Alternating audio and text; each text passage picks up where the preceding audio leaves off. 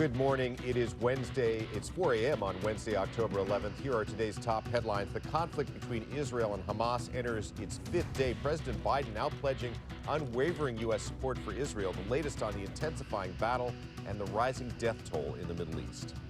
An explosion during a training exercise sends 2 L.A. County Sheriff's deputies to the hospital with severe burns. And parts of the Endeavour space shuttle are back on the move. The route they're taking this morning before the grand arrival at the California Science Center. The early edition of the KTLA 5 Morning News starts now.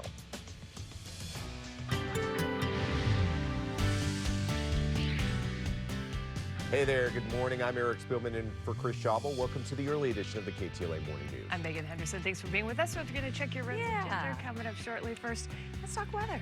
We'll talk a little weather, a little drizzle out there. Not for everyone, so you may have driven in this morning with no problems. Other areas, we do have some wet roads, so we're going to be talking about that. We knew that was going to be the case overnight last night and through this morning, so if you do a little travel, especially on the 91 freeway, I know coming out of Orange County and LA. You got a little bit? Yeah, there was some out there. So windshield wipers or not quite? Windshield wipers, yeah, Wow. definitely. And definitely enough for the roads were dark, so we know that we at least had some light, steady rain. Right now here we are taking a live look into Huntington Beach. The lens is quiet, so not much going on. If you look at the bottom left-hand corner of the screen, you will see the American flag there. It is blowing, so we are seeing at least some windy conditions, very gusty conditions through some of our mountain and desert areas overnight. And we're going to have some breezy conditions through downtown at about 15 miles per hour. We still have 30-mile-per-hour wind gusts in the IE. And as I mentioned, the desert area is stronger wind gusts up to 45. So that might be the bigger player. We do get sunshine, beautiful day. Temperatures, coolest day of the week for many. Some it may have came yesterday, but we do start a warm up later today and through tomorrow.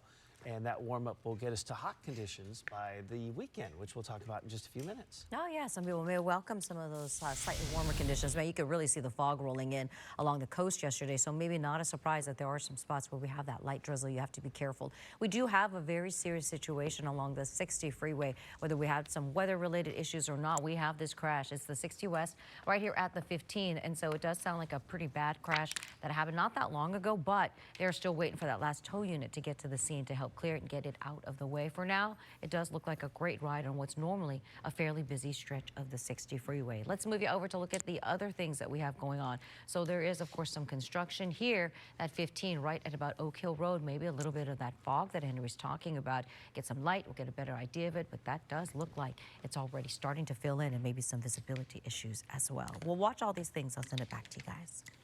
Ginger, thank you. Now to the latest developments in the war between Israel and Hamas. Israeli officials say they have regained control of their border in the south while carrying out airstrikes in Gaza. At least 20 Americans are missing following Saturday's surprise attack by Hamas militants. KTLA's John Fanolia reports.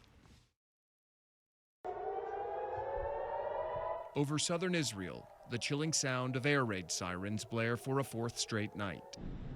Israel's Iron Dome missile defense system intercepting thousands of Hamas-fired rockets since Saturday, when militants launched a brutal and shocking attack on Jewish civilians, killing some 1,000 men, women, and children.